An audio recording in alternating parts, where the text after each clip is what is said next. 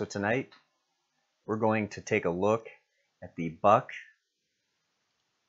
Advantage 0845.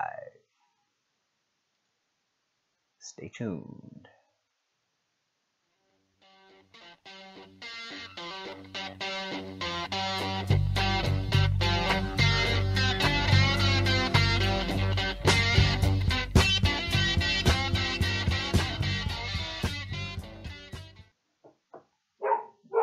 And we're live, coming to you from an undisclosed location somewhere in Northeast Ohio. This is O'Malley of O'Malley's Adventure, and this is another episode of the Fallout Shelter. Thanks everybody for joining me tonight. And tonight we're going to try something a little bit different.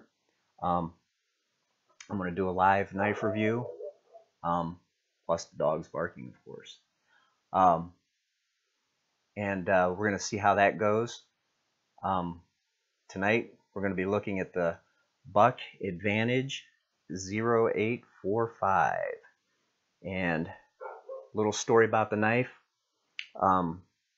That was my EDC knife for probably 6 months, and went backpacking with it. Somehow it ended up in my backpack and went MIA. So then I started kind of going through a couple rotating knives. I tend to have somewhat of a thing for knives, and until I went to the AT this past weekend, I thought it was gone. I thought I'd lost it permanently.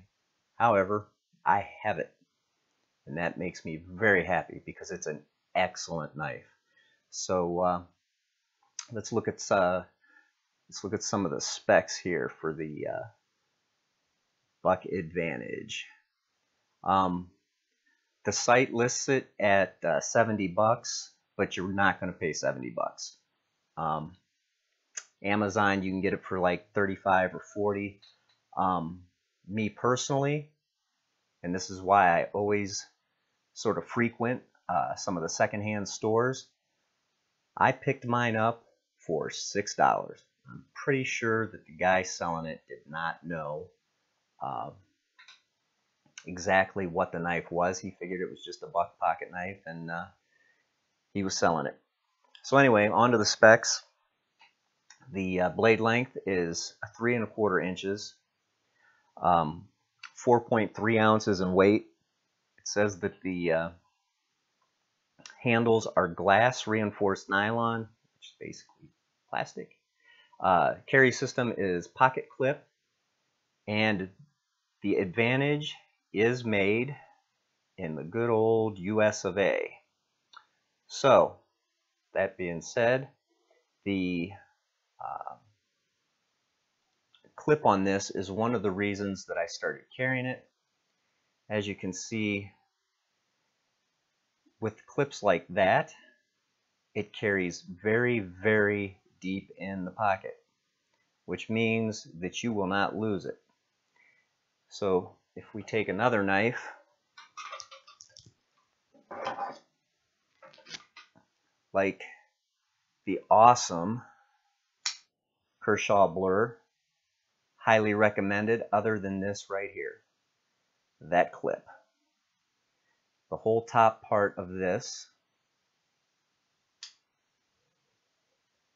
it'll be into your pocket about here. So from here out, sticks up. So there's a lot of potential to lose that. This one, very deep in the pocket. And if you look with those 2 screws, you can carry this right or left-handed. It does have a small flipper. It has the opening here for the for where normally there would be a thumb stud. It does tend to open very quick, even though it's not spring assisted like the Kershaw Blur is. It still deploys very, very fast. I would have to say the only drawback that I see is the jimping is rather more show than go. It's not very sharp, whereas if you look at this one, much more traction. So you get a lot more purchase with your thumb. Other than that, it is a, let me see the specs one more time. It is 420 HC stainless steel. Now, a lot of time with stainless steel, especially when it's cold, it gets brittle. Carrying this in the wintertime, I have not experienced that. As you can see, the blade is just about perfect. And I've used this for everything but what it should be. You can kind of see some of the dings and scratches in the blade itself, but as far as the edge, there's no dings, chips, nothing. And even with the cheapest of sharpeners, you can put a retarded edge on that blade. So whatever their formula is for their 420, it works. It works very well.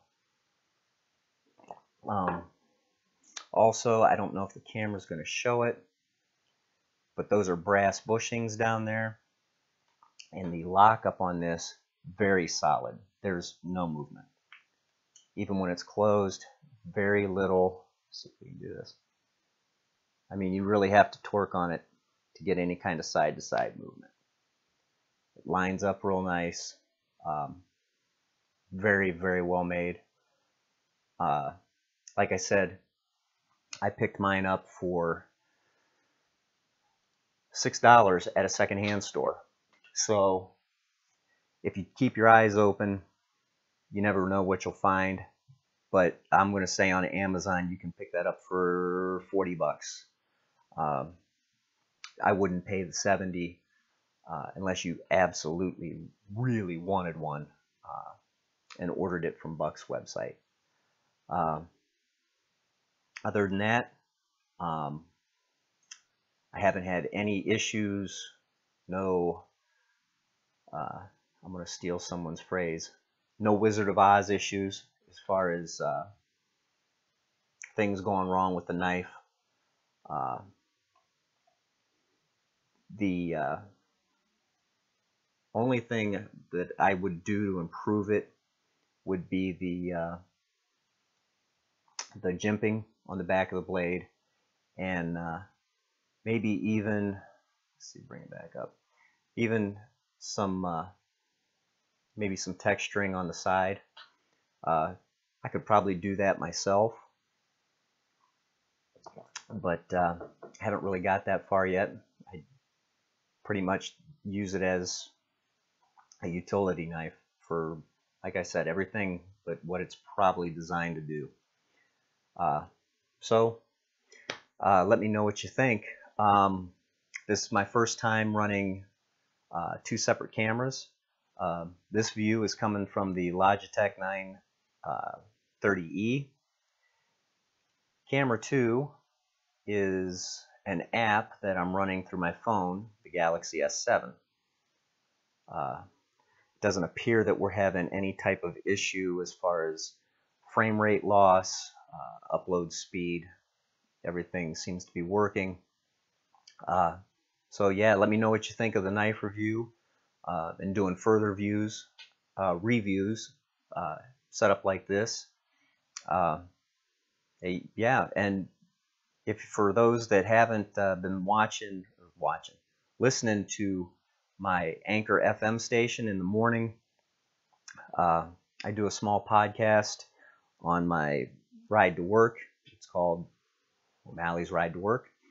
So check me out on Anchor FM, my Facebook page, Omally's Adventure, Instagram, obviously my YouTube channel now.